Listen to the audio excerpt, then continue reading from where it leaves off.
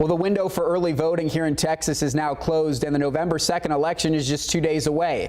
KVUE's Pamela Combe tells us what you should know before heading to the polls. Election day is near, and while some recently registered to vote, others I was born here in Austin, 75 years. have a couple elections under their belt. I just have to decide whether it's right for what I think is good for Austin and or the state.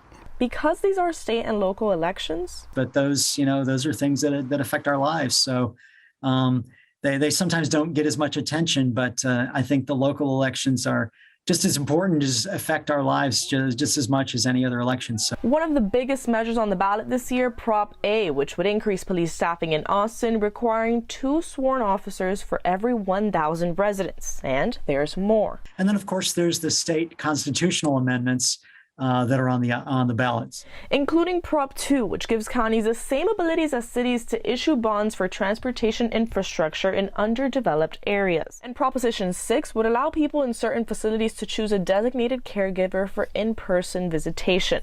From policing measures to election reform and proposals in response to COVID restrictions, Schluter encourages everyone to head out to the polls. Everybody goes and votes. That's something that's the most important thing you have is your vote. You can't complain if you don't vote. And remember, everybody's going to have a different opinion in a democracy. So make sure your voice is heard. In Austin, Pamela Combe, KVUE News.